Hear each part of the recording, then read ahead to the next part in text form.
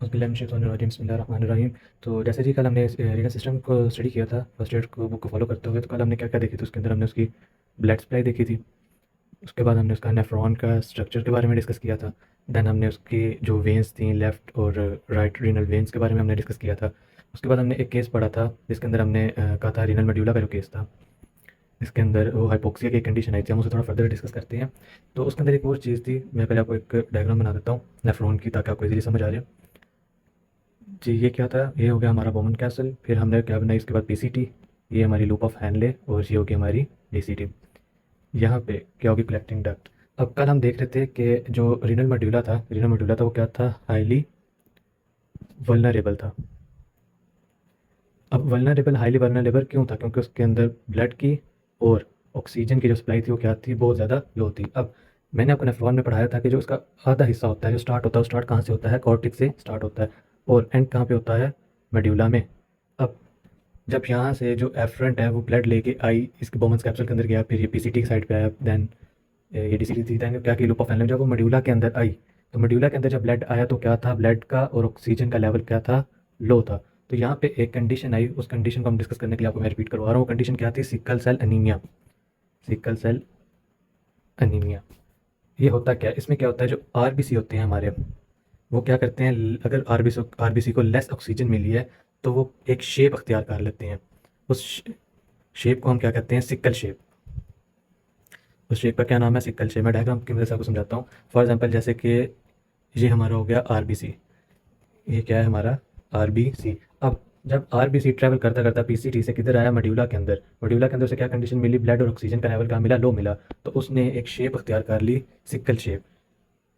इस तरह की शेप उसने क्या कर ली, अख्तियार कर ली। इस शेप को हम क्या कहते हैं, सिकल शेप। जहाँ पे आरबीसी को ऑक्सीजन लो मिलेगी वहाँ पे क्या करेगी, आरबीसी एक शेप अख्तियार कर लेगी, उसे हम कहेंगे सिकल शेप।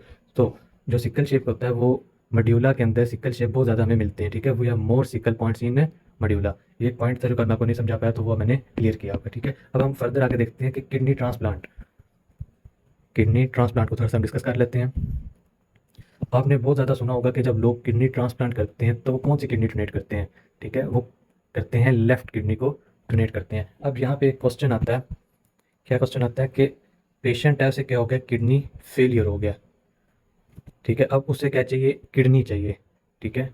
किडनी की ट्रांसप्लांटेशन करने लगे हैं, तो विच किडनी वी शुड प्रेफर, कौन सी किडनी हम प्रेफर करेंगे, वो किडनी कौन सी होगी, लेफ़्ट किडनी होगी। अब reason why we prefer left kidney, उसका रीज़न ये है कि जो लेफ़्ट किडनी है उसकी जो रीनल वेन है वो लार्जर है as compare to right kidney, ठीक है। इसलिए जब किडनी की ट्रांसप्लांटेशन हो रही होती है, इसलिए हम लेफ़्ट किडनी डोनेट करते हैं, क्योंकि जो उसकी रीनल वेन है वो लार्जर है as compare to right kidney. अब यहाँ पे किडनी बना के मैं आपको दिखा देता हूँ।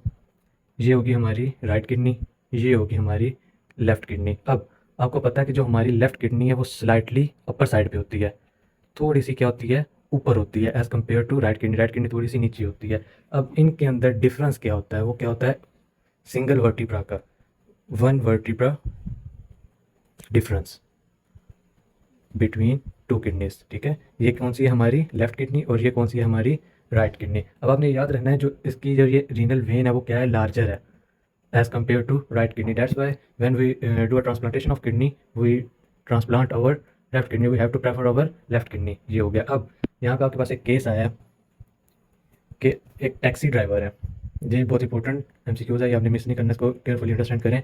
उसका क्या हुआ है, एक्सीडेंट हो गया। उस एक्सीडेंट में जो उसकी ट्वेल्थ रिब थी वो क्या हो गई है, डैमेज हो गई है। और डैमेज होते उसने कौन सा ऑर्गन अफेक्ट किया है, ठीक है, विच ऑर्गन इज अफेक्टेड, ठीक है। तो कौन सा ऑर्गन अफेक्ट हुआ है, हमारी किडनी अफेक्ट हुई है। अब आप सब पूछ होंगे किडनी क्यों अफेक्ट हुई है, जो किडनी के अलावा भी तो कुछ अफेक्ट हो सकता था, क्योंकि रिब पसली हमारी पूरी क्या हो गई है, डैमेज हो गई है एक्सीडेंट में। तो किडनी ही क्यों अफेक्ट हुई है, उसका रीज़न क्या है, जो ट्वेल्थ रिब है यानी जो हमारी फ्लोटिंग रिब है वो क्या कर रही होती है, प्रोटेक्ट कर रही होती है बहुत किडनीज को, ठीक है। बैक साइड से जो हमारी ट्वेल्थ रिब है वो क्या कर रही होती है, प्रोटेक्ट कर रही होती है हमारी बहुत किडनीज को। और ट्वेल्थ रिब को हम पैल्पेट कैसे करते हैं, पैल्पेट का मतलब है उसको महसूस कैसे करते हैं, तो हम उसे बैक साइड से ही पैल्पेट कर सकते हैं। अगर आप उसे कहें कि हम फ्रंट साइड से पैल्पेट करें तो वो इम्पॉसिबल है, ठीक है। पैल्पेशन बहुत मुश्किल होती है, इसलिए हम 12th रिब को बैक साइड से पैल्पेट करते हैं। उम्मीद आपको समझ आ गया होगा ये केस के 12th रिब क्या हुई, डैमेज हुई, उसमें कौन सा ऑर्गन अफेक्ट हुआ, तो ऑर्गन क्या थी, हमारी किडनी थी। अब रीज़न वाई किडनी, तो इसका रीज़न ये है जो 12th रिब है वो क्या कर रही होती है, प्रोटेक्ट कर रही होती है हमारी बहुत किडनीज को। अब डॉक्टर ने क्या किया, पेशेंट की जो फाइल थी उसके ऊपर लिख दिया फ्लैंक पेन। डॉक्टर ने लिख दिया कि पेशेंट को क्या है, फ्लैंक पेन हो गई है, डैमेज की वजह से फ्लैंक पेन हो गई है, किडनी तो डैमेज हो गई है। अब क्वेश्चन ये है, what is flank pain, flank pain या फ्लैंक रीजन क्या होता है, तो वो थोड़ा सा हम डिस्कस करते हैं। जो फ्लैंक रीजन है वो क्या है, between your lower ribs and हिप्स, आपके हिप्स और लोअर रिब्स के दरमियान जो स्पेस है, जो रीजन है, उसे हम क्या कहते हैं, फ्लैंक रीजन कहते हैं, जो बैक साइड पे है, ठीक है। ये आपने याद रखना है, बैक साइड वाली जगह, ठीक है, फ्रंट वाली जगह को नहीं, बैक साइड पे जो आपकी लोअर रिब्स हैं और हिप्स हैं उनके दरमियान जो रीजन है उसे हम क्या कहते हैं, फ्लैंक रीजन। अब आपके पास एक पेशेंट आया, उस पेशेंट को क्या है, बैक पेन है, बैक पेन से मुराद उसके फ्लैंक में पेन है, तो उसके क्या कॉजेज़ हो सकते हैं, किस कॉजेज़ की वजह से, किस रीजंस की वजह से उसको क्या फ्लैंक पेन है। तो सबसे पहले उसकी क्या रीज़न हो सकती है, या तो उससे बैक स्पैज़म है, ये आपने याद रखना है कि जो फ्लैंक पेन होती है वो किन किन रीजंस की वजह से होती है, किन कॉजेज़ की वजह से हो सकती है, या तो उसकी किडनी में पेन है। ऊपर मैंने आपको पढ़ाया है कि जब एक्सीडेंट में किडनी डैमेज हुई तो डॉक्टर ने रिपोर्ट पे लिखा फ्लैंक पेन, तो क्यों लिखा, क्योंकि किडनी 12th रिब क्या कर रही है, प्रोटेक्ट कर रही है हमारी किडनी को, इसलिए किडनी पेन की वजह से फ्लैंक पेन हो सकती है।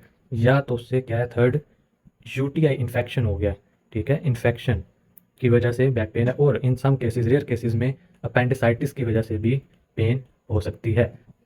उम्मीद आपको फ्लैंक रीजन समझ आ गया होगा। फ्लैंक रीजन क्या होता है, बैक साइड जो होती है हमारी वो क्या होती है, हमारा फ्लैंक रीजन होता है। ये केस आपके पास पेशेंट है, उसको बैक पेन है, तो उसके क्या क्या कॉजेज़ हो सकते हैं, तो ये चार मैंने आपको उसके कॉजेज़ बता दिए हैं। अब एक और इंपॉर्टेंट चीज़ आपको बतानी है, लोकेशन, किडनी की हमारी लोकेशन में काफ़ी ज़्यादा बच्चे इनको नहीं पता होता है किडनी की लोकेशन क्या है, किडनी कहाँ पे होती है, ठीक है। किडनी एक तो हमारी बैक साइड पर होती है, और इसकी जो परफेक्ट लोकेशन है वो क्या है, T11 to L2, यानी थोरेसिक 11 से लेकर लंबर 2 तक हमारी किडनी लोकेटेड होती है। ये तो होगी हमारी किडनी के बारे में। बुक्स पे देखते हैं कि बुक ने क्या लिखा हुआ है। जी, तो ये बुक का कल मैंने आपको लेफ्ट रीनल वेन के बारे में क्लियर करवाया, रीनल मेडुला के बारे में आपको क्लियर करवाया। ये चीज़ आपको समझानी थी कि जो लेफ़्ट किडनी होती है वो क्या होती है, डोनर होती है ट्रांसप्लांटेशन में, ठीक है। आपने याद रखना है कि लेफ़्ट किडनी हम डोनेट क्यों करते हैं, रीज़न क्या था, वो ये था कि उसकी क्या होती है, रीनल वेन होती है, लॉन्ग होती है as compare to right kidney, that's why we have to prefer left kidney while we donating a transplantation. Kidney को प्रोटेक्ट कौन करता है, तो वो हमारी जो 12th रिब होती है वो क्या करती है, किडनी को प्रोटेक्ट करती है। अब हम क्या करते हैं, किडनी की फिजियोलॉजी को स्टार्ट करते हैं। अब आपने फर्स्ट एड की बुक ओपन कर लेनी है, उसमें आपने जो ग्लोमेरुलर एनाटमी है ये टॉपिक, और नीचे से ये ग्लोमेरुलर फिल्ट्रेशन बैरियर, इस टॉपिक को हमने इकट्ठे करके पढ़ना है ताकि इजीली हम समझ आ जाए। नीचे ऊपर से हम क्या करेंगे, डायग्राम को डिस्कस करेंगे, और नीचे से हम बुक की वर्डिंग को डिस्कस करेंगे। दोनों टॉपिक क्या करने हैं, कंबाइन करके स्टडी करनी है ताकि आपके लिए ये ईजी हो जाए। जी, तो हम स्टार्ट करने लगे हैं अपनी ग्लोमेरुलस फिल्ट्रेशन, ठीक है। ग्लोमेरुलर फिल्ट्रेशन का टॉपिक स्टार्ट करने लगे हैं, तो मैं आपको डायग्राम से समझाता हूँ, क्योंकि डायग्राम से थोड़ा ईजी हो जाएगा। ये हमने क्या बनाया, अपना नेफ्रॉन, ठीक है। ये हमारा क्या हो गया, बोमन्स कैप्सूल, एक मिनट, हाँ, ये क्या हो गया हमारा बोमन्स कैप्सूल। ये हमारी पीछे चलेगी पीसीटी, और फिर ये हमारी क्या आ गई, एफरेंट, एफरेंट और इफरेंट। अब हाँ, एफरेंट और इफरेंट आ गई। अब यहाँ पे हमने देखना है जो हमारा ब्लड था वो कौन लेके आई, वो लेके आई हमारी इफरेंट, और इफरेंट ब्लड लेके किधर गई, हमारी ग्लोमेरुलर कैपिलरीज में। ये क्या है, हमारी ग्लोमेरुलर कैपिलरीज। अब ग्लोमेरुलर कैपिलरीज मैं यहाँ पे आपको ड्रा करके दिखाता हूँ। ये होगी हमारी ग्लोमेरुलर कैपिलरीज। अब इस ग्लोमेरुलर कैपिलरीज के अंदर क्या होते हैं, एंडोथेलियल सेल्स होते हैं, और ये एंडोथेलियल सेल्स क्या होते हैं, गैप में होते हैं, ठीक है, यानी इनके अंदर बहुत ज़्यादा गैप होता है, इसलिए हम इस कैपिलरी को क्या कहते हैं, फेनेस्ट्रेटेड कैपिलरी, ठीक है। आपने याद रखना है जो हमारी ग्लोमेरुलर कैपिलरी है वो क्या होती है, हमारी फेनेस्ट्रेटेड कैपिलरीज होती हैं, यानी क्या होती हैं, जालीदार कैपिलरीज होती हैं, ठीक है, जालीदार कैपिलरीज होती हैं। इसके अंदर क्या होता है, इसके अंदर क्या होती है, स्पेस बहुत ज़्यादा होती है, जिसके अंदर से जो मटेरियल्स हैं वो क्या करते हैं, फिल्टर इजीली मूव ऑन कर जाते हैं, ठीक है। अब ग्लोमेरुलर कैपिलरीज के पीछे एक चीज़ होती है, वो होती है हमारी बेसमेंट मेम्ब्रेन। ये क्या है, हमारी ग्लोमेरुलर बेसमेंट मेम्ब्रेन। आपने याद रखना है कि जो हमारी ग्लोमेरुलर बेसमेंट मेम्ब्रेन है वो क्या है, नेगेटिव चार्ज है, उसके ऊपर क्या चार्ज है, नेगेटिव चार्ज है। ये बात आपने याद रखनी है। और ये क्यों नेगेटिव चार्ज है, वाई, रीज़न क्या है, उसका रीज़न ये है कि ये टाइप टाइप 4 क्लोजन और हाइपरिन सल्फेट से मिलकर बनी होती है। किससे मिलकर बनी है? टाइप 4 क्लोजन और हाइपरिन सल्फेट से मिलकर बनी होती है, इसलिए क्या होती है? ये नेगेटिव चार्ज होती है। अब जो हमारी बेसमेंट मेम्ब्रेन है उसके ऊपर एक चीज़ होती है पोडोसाइट्स। इनको हम क्या कहते हैं? पोडोसाइट्स। ये हमारे बेसमेंट मेम्ब्रेन के ऊपर बैठे होते हैं, ठीक है। इनको क्या कहते हैं? पोडोसाइट्स, ठीक है। ये बात हम याद रखना, एपिथेलियम पोडोसाइट्स होते हैं। अब ये तो होगी हमारी capillary basement membrane, then podocyte. अब यहाँ से जो चीज़ गुजर के वो बोमन कैप्सूल में जाएगी, तो हम बोमन कैप्सूल थोड़ा सा देखते हैं। बोमन कैप्सूल की जो आउटर लेयर है उसे हम क्या कहते हैं? Parietal layer. ये आपने याद रखना है, जो आउटर लेयर है वो क्या है? पेरिटल लेयर है। जो इनर लेयर है वो कौन सी लेयर है? विजरल लेयर है, ठीक है। इनर लेयर कौन सी है? Visceral layer. और ये जो सेंटर में स्पेस है, इस स्पेस को हम क्या कहते हैं?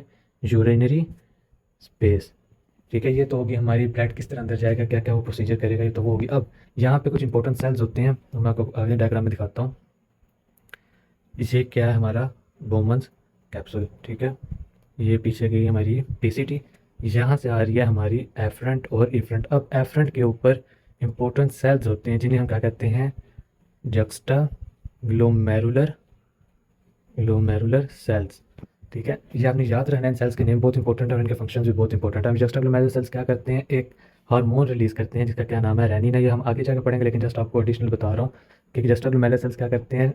रेनिन को प्रोड्यूस करते हैं। फिर यहाँ पे होगी हमारी डीसीटी। बुक में यहाँ पे बनी हुई है, वरना मैं आपको यहाँ पे बनाकर दिखा देनी थी, इसलिए आपके लिए कंफर्टेबल हो इधर बना रहा हूँ। अब डीसीटी पे एक सेल्स होते हैं, उन सेल्स का क्या नाम है? Macula densa. यहाँ पे क्या हो गया? Macula densa. और नेफ्रॉन के इधर नीचे वाले हिस्से पे सेल्स होते हैं mesangial sales.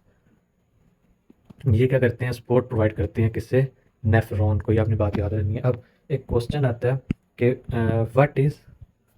What is juxta glomerular, कि juxta glomerular apparatus. What is juxta glomerular apparatus, कि जक्स्टा ग्लोमेरुलर अपरेटस क्या होता है, किससे मिलकर बना होता है? तो हमने याद रखना है कि juxta glomerular apparatus juxta glomerular cells macula densa जो कि इधर है डीसीटी पे है, और मेसेंजियल सेल से मिलकर बनता है। ये क्वेश्चन आपने याद रखना है, बहुत इंपॉर्टेंट क्वेश्चन है कि जक्स्टा ग्लोमेरुलर अपरेटस किन चीज़ों से मिलकर बनता है। तो ये 3 सेल से मिलकर जक्स्टा ग्लोमेरुलर अपरेटस बनता है। अब ऊपर हमने ये जो पढ़ा है कैपिलरीज, इनके एक डायग्राम बनाता हूँ तो आपके आप इजी हो, फिर हम इनको आगे फर्दर डिस्कस करते हैं। ये क्या होगी? हमारी फेनेस्ट्रेटेड कैपिलरीज, जिसके अंदर क्या होगी? बहुत ज़्यादा स्पेस हो गया एपिथेलियम सेल्स की। फिर ये क्या है? हमारी बेसमेंट मेम्ब्रेन, जो कि क्या थी? नेगेटिव चार्ज थी। इस बेसमेंट मेम्ब्रेन के ऊपर क्या होते हैं? हमारे पोडोसाइट्स। क्या होते हैं? पोडोसाइट्स। अब इनको डिस्कस करते हैं। पहले मैं बेसमेंट मेम्ब्रेन बनाता हूँ, sorry fenestrated capillary. First fenestrated capillary से डिस्कस करते हैं। ये फेनेस्ट्रेटेड कैपिलरी के अंदर क्या हो गया? एपिथेलियम सेल्स आ गए जिनके अंदर क्या है? बहुत ज़्यादा स्पेस है। अब ये जो गैप है, जो स्पेस है, वो लेस देन 100 नैनोमीटर पार्टिकल्स को क्या करती है? पास आउट होने देती है। अब जो हमारी एफरंट है वो क्या करती है? ब्लड को लेके अंदर आती है। अब ब्लड के अंदर क्या क्या होता है? सबसे पहले तो हमारे हो गए आरबीसी, उसके बाद प्रोटीन्स होती हैं एल्बुमिन, ग्लोबुलिन, और हमारा क्या होता है? प्लाज्मा। अब जो चीज़ इनमें से जो लेस देन 100 नैनोमीटर होगी वो क्या हो जाएगी? पास आउट हो जाएगी। लेकिन जो हमारे आरबीसी हैं, वो क्या है? ग्रेटर हैं। वो क्या है? Greater than 100 nanometre. तो क्या है? पास आउट नहीं होंगे। तो किधर रहेंगे? वो फेनेस्ट्रेटेड कैपिलरी के अंदर रहेंगे। तो क्या पास आउट होगा? हमारी प्रोटीन और हमारा जो प्लाज्मा है वो क्या होगा? फेनेस्ट्रेटेड कैपिलरी से बाहर चला जाएगा। अब वो बाहर जाके किधर आएगा? बेसमेंट मेम्ब्रेन में आएगा। तो ये होगी हमारी बेसमेंट मेम्ब्रेन। अब पीछे हमने पढ़ा बेसमेंट मेम्ब्रेन के ऊपर क्या बैठे होते हैं? पोडोसाइट्स, ठीक है। अब पीछे मैंने आपको एक बात पर पढ़ाई थी, जो बेसमेंट मेम्ब्रेन है वो क्या होती है? नेगेटिव चार्ज होती है। अब जब ये दोनों चीज़ें आएंगी बेसमेंट मेम्ब्रेन के अंदर, जो हमारी एल्बुमिन और ग्लोबुलिन है, ये क्या होती है? नेगेटिव चार्ज होती है। ये बात आपने याद रखनी है कि जो हमारी एल्बुमिन और ग्लोबुलिन है वो क्या होती है? नेगेटिव चार्ज होती है। सिर्फ एक्सेप्शन केस है। क्या है? एक्सेप्शन केस है। उसमें क्या है? जो हमारी हिस्टोन है वो होती है पॉजिटिव चार्ज, और उसका रीज़न क्या है? ड्यू टू लाइसिन की वजह से जो हमारी हिस्टोन प्रोटीन है वो पॉजिटिव चार्ज होती है। अब जब हमारी एल्बुमिन और ग्लोबुलिन जब बेसमेंट मेम्ब्रेन के अंदर आएगी, ये भी नेगेटिव चार्ज है, प्रोटीन्स भी नेगेटिव चार्ज होंगी, तो ये आपस में क्या कर जाएंगी? रिपेल। आपस में क्या कर जाएंगी? रिपेल। फिजिक्स में हमने पढ़ा है, जो नेगेटिव चार्ज होते हैं, सेम चार्जेस क्या करते हैं? आपस में रिपेल करते हैं। अब जब वो रिपेल होंगे तो वो तो पास आउट नहीं होंगे, तो वो क्या? हमारी प्रोटीन किधर रहेगी? हमारी बेसमेंट मेम्ब्रेन के अंदर रहेगी। अब जो पोडोसाइट्स हैं, पोडोसाइट्स क्या करते हैं? लेस देन 50 नैनोमीटर पार्टिकल्स को क्या करते हैं, पास आउट करते हैं। तो जो हमारा प्लाज्मा है वो क्या होगा, फ़िल्टर होके यहाँ से बाहर निकल जाएगा। क्या होगा, फ़िल्टर होके हमारा प्लाज्मा बाहर निकल जाएगा और जो हमारी प्रोटीन्स होंगी वो हमारी बेसमेंट मेम्ब्रेन के अंदर रह जाएंगी। ठीक है। अब बुक में एक चीज़ लिखी हुई है पोडोसाइट्स को लेके, डायफ्रामेटिक स्लिट्स, जो यहाँ पे इन्होंने बनाई हुई है। मैं आपको बना के दिखाता हूँ। ये इस तरह क्या, ये क्या है, हमारी डायफ्रामेटिक स्लिप बुक के अंदर ये चीज़ मेंशन की हुई है। अब डायफ्रामेटिक स्लिप का क्या मतलब है, जो 50 से लेस है वो तो पास आउट होगी, लेकिन जो 50 से लेस नहीं है वो क्या होगी, अंदर ट्रैप हो जाएगी। ठीक है, ये एक फंक्शन है कि हमारी डायफ्रामेटिक स्लिट का। इस वजह से जो हेल्दी पर्सन है, क्या है, हेल्दी पर्सन है, उसकी जो यूरिन है उसके अंदर, यूरिन के अंदर जो प्रोटीन है वो नहीं आती। हेल्दी पर्सन की यूरिन के अंदर प्रोटीन नहीं आती। उसका रीज़न यही है कि वो क्या है, आपस में रिपेल हो जाती हैं। रिपेल होने की वजह से वो बेसमेंट मेम्ब्रेन के अंदर ही रहती हैं और वो आगे पास आउट नहीं होती, ना ही वो यूरिन के अंदर जाती हैं। इसलिए जो हमारे हेल्दी पर्सन है उसके यूरिन के अंदर प्रोटीन नहीं जाती। ठीक है। अब एक क्वेश्चन है हमारे पास कि आपके पास एक पेशेंट आया, उसकी जो बेसमेंट मेम्ब्रेन है, बेसमेंट मेम्ब्रेन और जो पोडोसाइट्स हैं वो क्या हैं, डैमेज हो गई हैं। उन इन दोनों के डैमेज की वजह से उस पेशेंट को क्या होगा, या तो वो पेशेंट नेफ्रोटिक का होगा या वो पेशेंट नेफ्राइटिस सिंड्रोम का होगा। ये चीज़ आपने याद रखनी है। अगर ये दोनों चीज़ें डैमेज हो जाएं तो या तो उस पेशेंट को नेफ्रोटिक का पेशेंट होगा या वो पेशेंट किसका होगा, नेफ्राइटिस का पेशेंट होगा। अब ये जो पीछे हमने पढ़ा इसको थोड़ा समराइज़ करके मैं एक डायग्राम में बताता हूँ आपको। आपने डायग्राम ध्यान से देखनी है। ये क्या था, हमारा बोमन्स कैप्सूल। ठीक है, इस बोमन्स कैप्सूल ने क्या बनाई, हम पीछे डीसीटी बनाई। ये बन गई हमारी loop of Henle, then DCT, और ये हमारी कलेक्टिंग डक्ट्स आ गई। ये हमारी आ गई एफरंट और इफरंट। अब ये हमारी क्या है, ग्लोमेरुलर कैपिलरीज। ब्लड आया एफरंट से, ब्लड आया इधर, किधर आया, ग्लोमेरुलर कैपिलरीज में। ग्लोमेरुलर कैपिलरीज के पीछे क्या है, बेसमेंट मेम्ब्रेन। बेसमेंट मेम्ब्रेन के ऊपर क्या था, पोडोसाइट्स। ठीक है। अब हमने पीछे पढ़ा है यहाँ पे कि फेनेस्ट्रेटेड कैपिलरी यानी ग्लोमेरुलर कैपिलरीज ने किसको फिल्टर किया, प्रोटीन को और प्लाज्मा को फिल्टर किया। यानी इस ग्लोमेरुलर कैपिलरी से बेसमेंट मेम्ब्रेन की तरफ प्रोटीन और क्या गया, प्लाज्मा गया। लेकिन बेसमेंट मेम्ब्रेन ने आगे क्या किया है, रिपेल किया प्रोटीन को, और सिर्फ पोडोसाइट्स की हेल्प की वजह से प्लाज्मा को आगे आगे जाने दिया। तो वो क्या होगा, जो हमारी आरबीसी है, हमारी प्रोटीन है, वो क्या रहेगी, रिमेन इन ब्लड रहेगी, यानी ब्लड के अंदर रहेगी। और जो हमारा अदर मटेरियल्स हैं वो किधर जाएगा, पीछे मैंने आपको पढ़ाया था, ये क्या है, हमारी यूरिनरी स्पेस। यूरिनरी स्पेस यानी जो यूरिन मटेरियल है वो किधर मूव होगा, बोमन्स कैप्सूल में। आपने याद रखना है कि जो हमारी आरबीसी और हमारा प्रोटीन है वो किधर है, ब्लड के अंदर है, लेकिन हमारा प्लाज्मा किधर मूव हो गया है, इसमें बोमन्स कैप्सूल में। और बोमन्स कैप्सूल में किधर गया है, यूरिनरी स्पेस में। अब वो किधर मूव करेगा, पीसीटी में। पीसीटी से हो जाएगा लूप ऑफ हैनले में, देन डीसीटी। अब डीसीटी क्या करेगा, डीसीटी से फेंकेगा, ड्रेन करेगा किधर, कलेक्टिंग डक्ट्स में। कलेक्टिंग डक्ट्स फर्दर मूव करेंगे उससे यहाँ पे, ये इधर यूरेटर, और यूरेटर आगे किधर फेंक देगा, उससे यूरिन बना के ड्रेन आउट कर देगा। ठीक है। अब इस सारी सिचुएशन में ये जो चीज़ थी वो बहुत इंपॉर्टेंट है। अगर पेशेंट है आपके पास, वो हेल्दी पेशेंट है, तो उसके हेल्दी पर्सन है, तो उसके यूरिन के अंदर आरबीसी और प्रोटीन्स कभी भी नहीं होंगे। अगर पेशेंट अनहेल्दी है, उसकी बेसमेंट में ब्रेन डैमेज है या उसके पोडोसाइट्स वर्क नहीं कर रहे, तो क्या होगा, जो हमारी प्रोटीन है और हमारा ब्लड है वो किधर जाएगा, यूरिन के अंदर जाएगा। वो क्या करेंगे, फिल्टर नहीं हो पाएंगे। ठीक है, तो ये चीज़ आपने याद रखनी है। अब ये तो हमारी होगी ग्लोमेरुलर फिल्ट्रेशन। अब हम बुक से देखते हैं कि बुक क्या कह रही है। तो जी ये मैंने आपको बताया था, हम ये डायग्राम और आगे फर्दर इकट्ठे पढ़ेंगे।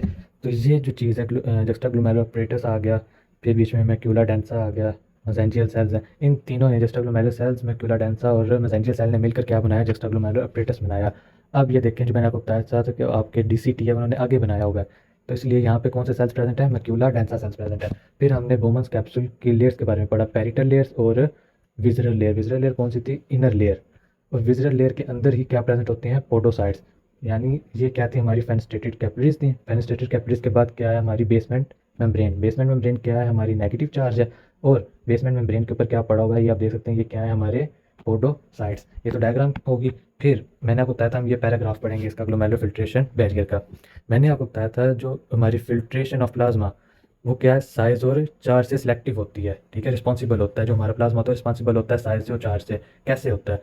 फेनेस्ट्रेटेड कैपिलरी के बारे में आपको बताया कि वो किसी एंडोथेलियम से मिलकर बनी हुई है। बेसमेंट मेम्ब्रेन का बताया कि वो क्या है, टाइप 4 कोलेजन और हाइपरिन सल्फेट से मिलकर बनी होती है, और क्या होती है, नेगेटिव चार्ज होती है, सिलेक्टिव चार्ज होती है, ठीक है।